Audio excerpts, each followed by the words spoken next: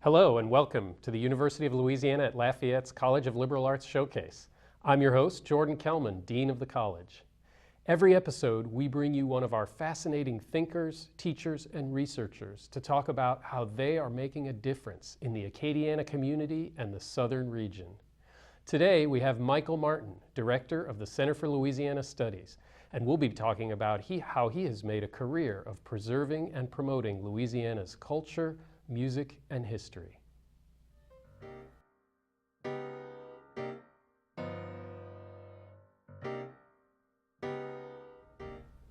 Hello and welcome to the Liberal Arts Showcase. Today we have Michael Martin. He is a professor of history at UL Lafayette.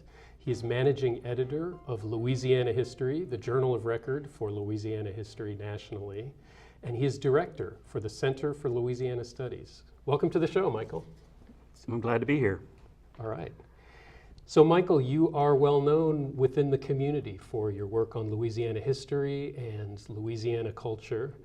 How did you come to your interest in Louisiana? Well, to some degree, it was a matter of nature taking its course. I was born here in Lafayette, grew up in Lafayette and New Orleans for the most part. Being in communities like that that are very much interested in their own pasts, the culture and the history kind of seeps into you. I also came from a family that was very historically inclined. My grandparents in particular were very interested in genealogy, so they did a lot of deep, what we would call primary source research, tracing our family members all the way back to France and Germany and places like that. So simply being around them certainly inspired me to see the sort of research aspect of what historians do, and it led me towards this path of thinking of history as a career option, which is not something many people think about. The other element of it has a bit of chance to it, and that is I had to decide on a major when I got to college, and I decided to go with the heart rather than to chase the dollars. I decided very early on that I would major in history because it was something I was fascinated with, something that I loved, something that I felt comfortable with my knowledge base of already. Little did I know there was so much yet to learn. Once that decision was made, there was a pretty clear trajectory as to where I would go and what I would do as a history major as an undergraduate and a history graduate student. Being from Louisiana, growing up in the New Orleans area, but also traveling throughout the state, I became fascinated with the Long family, partly just from driving across bridges and things like that and seeing the Huey P. Long Bridge or Earl K. Long Bridge in different areas of Louisiana. And so I started learning, even in high school, about that family. And of course, it's a fascinating family. There's so many stories that are just entertaining, but also educational. And so when it came time to decide what to write as far as a master's thesis and then later a doctoral dissertation, I naturally gravitated towards those subjects. My master's thesis was on Earl Long. My doctoral dissertation was on Senator Russell Long. Did some of the history professors you had along the way inspire you? Oh, absolutely. I could go down a roster of names. Because I went to what was then USL, probably some names that our viewers would be familiar with, people like Amos Simpson, Matt Schott, Vaughn Baker, Dolores Labe, folks who, by the time I had come back after getting my PhD, had either retired or were nearing retirement, but who were still around and still in the department, some of which they still are even to this day. Carl Brasseau, one of the preeminent historians of Louisiana, was a very strong influence on me as I worked on my master's degree. So it was great to be in a place like what was then USL, where people took Louisiana history seriously. I mean, it was then, and it still is to this day, known as sort of the place you go to learn about Louisiana, not just history, but Louisiana culture, Louisiana folklore, Louisiana languages and things like that. It was an inspiring place to be, and there were inspiring professors there as well.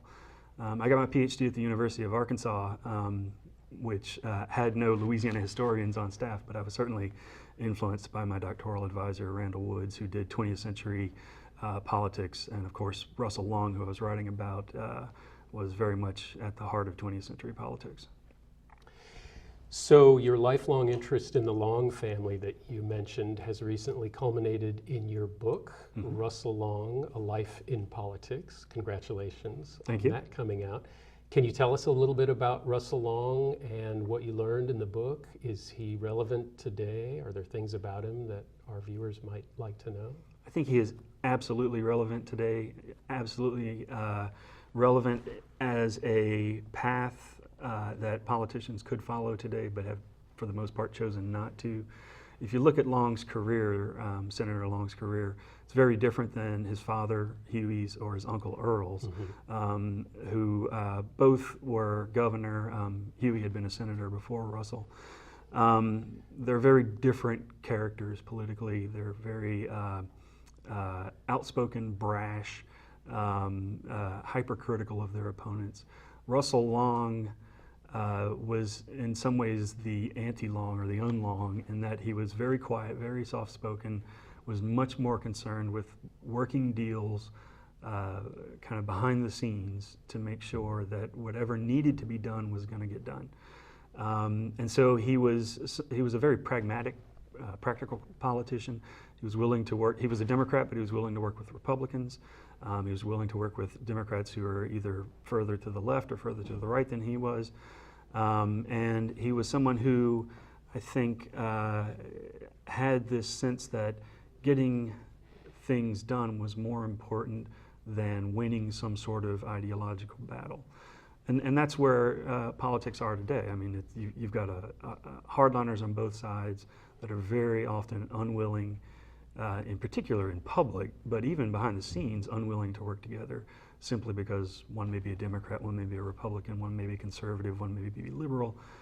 Russell Long was all of those things except for a Republican. He was conservative and liberal. It just depended on the particular topic. And he came from a cohort of fellow senators who kind of fell into that same pragmatic, practical, political style. It's something that's sorely missing today. Sounds like we could learn a lot from his life and from your book. I think so. So you were a full-time faculty member in the history department for many years, and then you decided to take a position directing the Center for Louisiana Studies. Tell us a little bit about what drew you to that position and what the center's activities are, and what are some recent things that people might be interested that the center has been up to. Sure. So I returned to what had become UL while I was gone in 2003 as a history department faculty member. Was in the department from 2003 until 2011. During that time, I had worked with the Center for Louisiana Studies on various projects. I knew all of the staff members of the center. I was a fellow of the center and things like that. And even before, when I was a student, particularly as a graduate student, I had been over there constantly getting advice from people who worked there and using the archives and things of that nature. So when my predecessor, Carl Brasseau, retired in 2010, there was a year-long search. It was with some trepidation that I applied for the job, because I really, really love being in the classroom. I really love directing graduate students.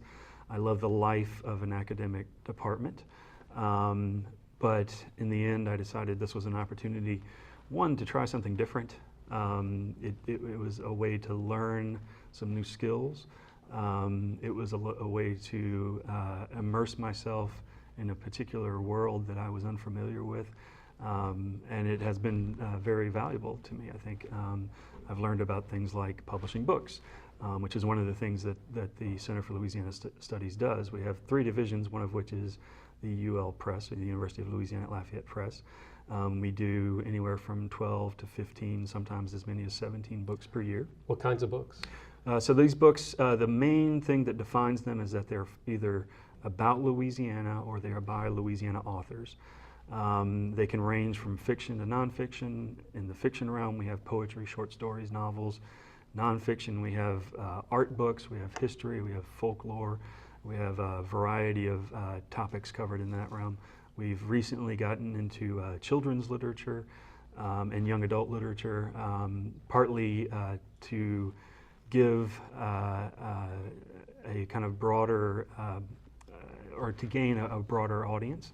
But also to make sure that people realize that, children and young adults are part of Louisiana, and they're part of Louisiana's readership. And there are so many stories, and there are so many fascinating tales that can be told that can kind of pull them in and help them maybe learn some of this love for Louisiana that we have for it. What about public programming? Yeah, so a second division of the Center for Louisiana Studies is our Programming and Special Projects Division. We put on public programs on a very regular basis. During the school year, we have a monthly book talk series in conjunction with the Lafayette Public Library System. It happens typically on the second Tuesday of the month, from September through April or May. And these events are always open to the public? Open to the public, and the book talk series and most of our other events are free. We have a few that are ticketed. Those are things that are kind of like fundraising events for the center. But for the most part, we're talking about free events. Beyond our regularly scheduled programs like the Bayou State Book Talk series, we do sort of one-off academic talks, inviting people to campus. We do day-long symposia, some of which, some of the recent topics have been things like gun violence in Louisiana, Louisiana women. We just did one on water in Louisiana, and we have one upcoming on, in conjunction with Festivals Acadiens et Creole, on the tradition of building one's own musical instruments in South Louisiana. So that's gone on in conjunction with an exhibit at the Hilliard Art Museum, focused on these handmade traditional musical instruments. So we have programming. The special projects element of that mainly involves reaching out to some like-minded organizations, organizations who are doing similar things, making sure that we're involved with groups like the Bayou Vermilion District in Vermilionville, making sure that we're involved with places like AOC Community Media, Chaffalaya National Heritage Area, and so forth. Sounds like some fascinating activities that a lot of people could find interest in and easily get involved in. It is. It is. We're talking with Michael Martin of the UL Lafayette History Department and the Center for Louisiana Studies today. Join us for the second half of our conversation in a minute.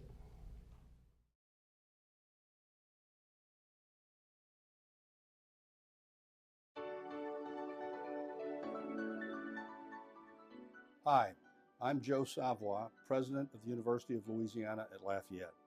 With students from over 80 countries, our university celebrates its diversity. No matter where you come from, no matter your religion, no matter your culture, you are welcome here.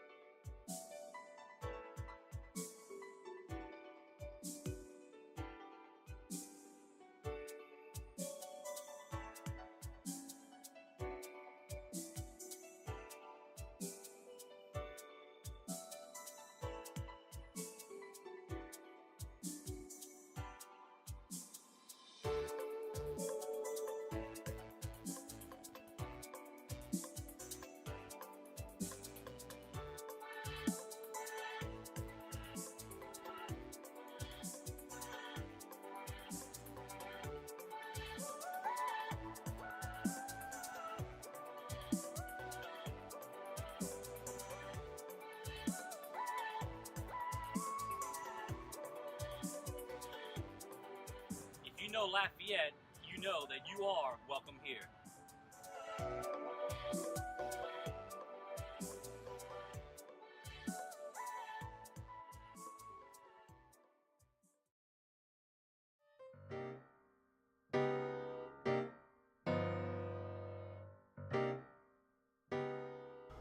Welcome back to our discussion with Michael Martin of the UL Lafayette History Department and the Center for Louisiana Studies. Welcome back, Michael. Thank you.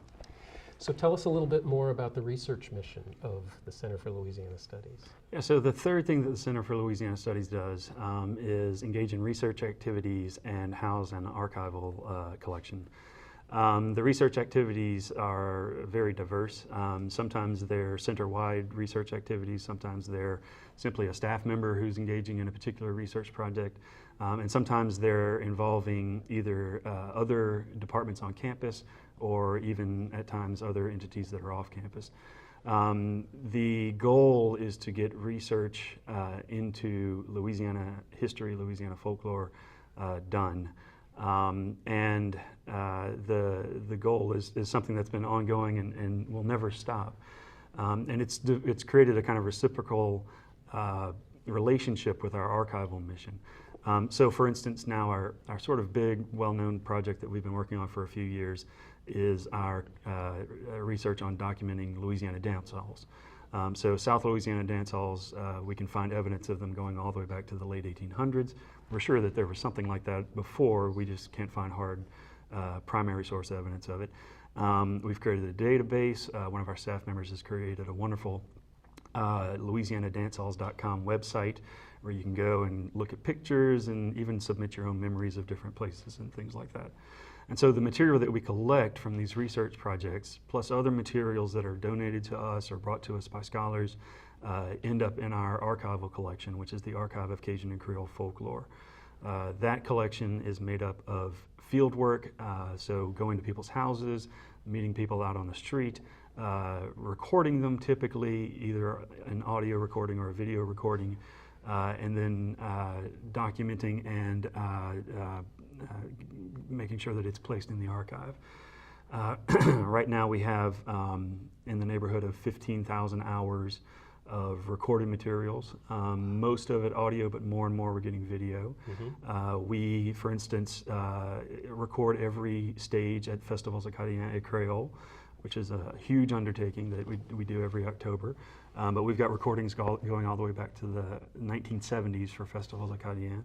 But a lot of our research, our materials that are in those archives are, like I said earlier, people kind of sitting around in their kitchen talking to someone with a tape recorder. So these are unique materials that if you weren't capturing them, they'd be lost to history. I like to tell people that in the past, people would learn their culture by sitting on grandpa's knee, by hanging out with grandma and watching her do her things, sitting around the family dinner table. So much of that has kind of fallen by the wayside these days that we are in some cases kind of like a surrogate grandfather or aunt, uncle or something like that. We're a place where people can come to learn about the old stories, the old ways of doing things, the way people used to speak, the way language has changed and evolved, and music has changed and evolved, and things like that. And these materials are open to anybody? As long as you come into the office, we won't loan them out to you. Even though we're in the library on campus at UL, we don't lend materials out. It's best to give us a call or send us an email and tell us what you're looking for, so we can kind of guide you in the right direction, make sure that we have something that'll be helpful. But certainly, it's there for public and scholarly research. And there are scholars and musicians and other creative people who use these collections? Yes, musicians are very interested in our collections because a lot of what we have, going all the way back to the 1930s, is documentation of South Louisiana music. Oral traditions through song, musical instrument playing.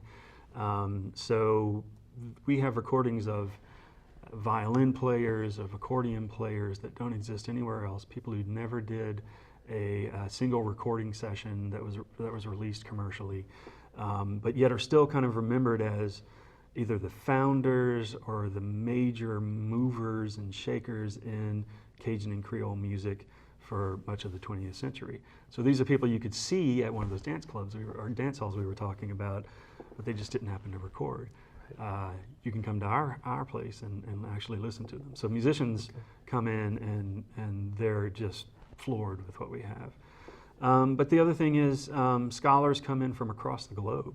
People who are interested in the French language come here because they want to see what it sounded like in the 1930s when someone shoved a microphone in someone's face and said, speak French for me, or well, then it was really speak your native tongue, and let me hear what it sounds like, and then compare it to the French that they speak back home, or compare it to the French that they study in Africa or Canada, or compare it to the French of Louisiana today, so that we get people who are interested in language and linguistics.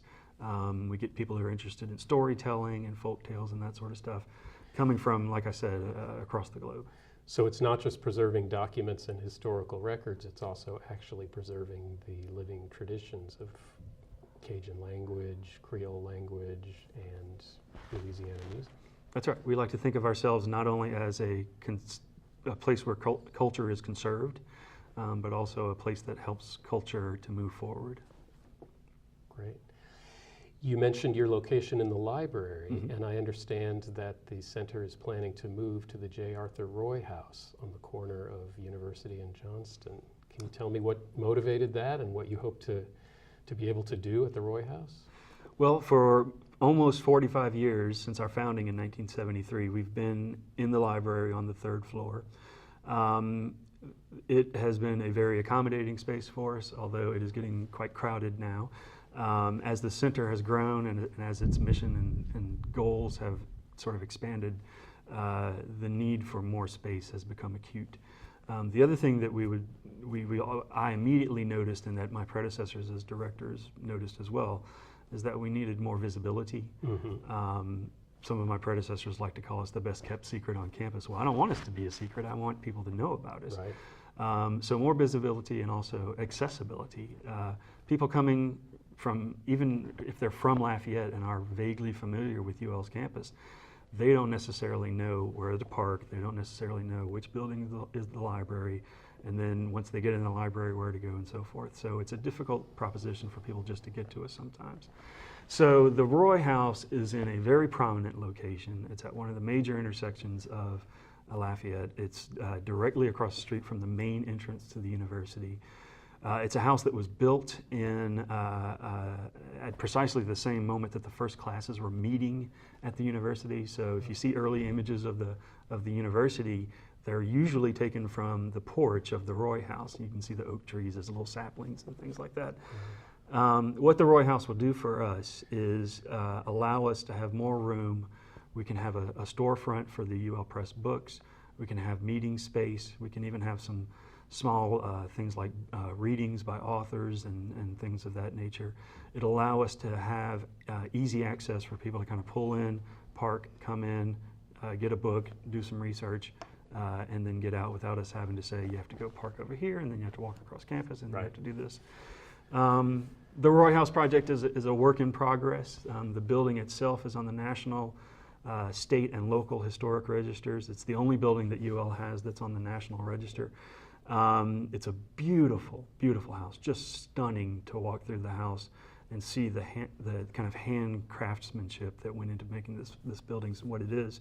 Unfortunately, for quite a while, it was sort of left empty. There were leaks.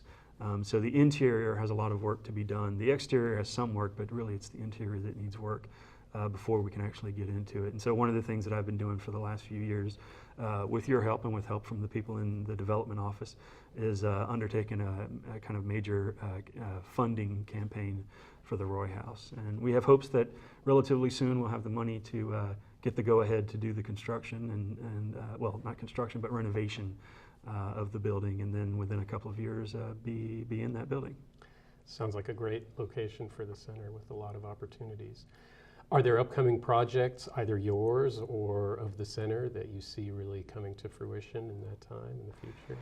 Well, to some degree, the center projects just evolve of themselves. So we'll have one thing that leads to another. We'll have an interest in dance halls, and that'll lead to an interest in people who make musical instruments. And we'll always have this kind of constant interest in trying to document the local cultural scene. And when I say local, I mean Acadiana, really. We're not just focused on Lafayette. And we are the Center for Louisiana Studies, and we'd certainly like to branch out into North Louisiana and, Okay. and New Orleans stuff. But we know that our sort of bread and butter is Okay. Acadiana. So any place that we see something that is relatively special to our area, we want to try to document it. Something that differentiates this place from other places, we want to try to document it. Okay. And allow researchers to be able to come in and use it, or use it for our own projects and things like that. So we're constantly on the lookout for opportunities. And sometimes somebody will come in the morning and say, hey, I have this great idea, and by that afternoon we're working on it. And then we'll work on That's it wonderful. work on it till we see its fruition. That's wonderful. The press side of things, we're kind of at capacity based on staffing and Okay. that sort of stuff. We did 17 books this year, and that's kind of the max that we can do. If we were able to expand our output, that would be great. But for right now, we know what we can do, and we have a pretty healthy queue of books lined up for the next couple of years. So we're doing well there. And despite the downturn in the publishing industry, we haven't seen much of a downturn, I think because we know who our audience is, we know what our market is, and we're able to capitalize on that based on our own experiences. Programming, we're always looking for new programming ideas. We have some things that we do on a very regular basis, but a lot of the times we'll meet someone at a conference, or we'll meet someone who's doing interesting stuff that people around here just don't know about, and we'll try to bring them in and make it either a public or a university presentation, that sort of thing. Great. You are planning, I understand, to return to pursuing your passion for teaching and for research full-time as a full-time member of the history department again. Can you tell us a little bit about what's behind that and why teaching is so important to you? Sure. So first off, being an administrator for 7 years by the point that I returned, there comes kind of a tipping point where you realize you're either going to stay in this, or at some point you're going to go back to teaching and research and graduate student direction. And I had been feeling that tipping point and going back and forth over it. But the reality is, the reason I got a PhD, the reason I chose to return to Lafayette and to stay in Lafayette for this many years is because I'm passionate about Louisiana's history. I'm passionate about sharing that history with other people, and I'm passionate about what we do in the classroom, about teaching undergraduate and graduate students. I want to see them excel. I want to see them do good. A lot of students think we're out to get them, or we're trying to be hard or mean, but the reality is we want them to succeed, and I love being a part of that success. I love being a part of the success of the center. I'm very proud of what we've done there over the last six and a half years. But I also very much miss that interaction with students, and the feeling that you're really making a difference in someone's life. It's not every student that you feel that way about, but it's quite a few of them. And even today, I see students who I taught 15 years ago from my very first class, and they come up to me, and it's much more of a friendship now than anything else. But so you build these kind of lasting relationships that transcend the classroom. I'm sure you're having a big impact out there. I hope so. We've been talking with Michael Martin, Director of the Center for Louisiana Studies and Professor of History at UL. Thank you very much for joining us, Michael. It's been a pleasure. Thank you.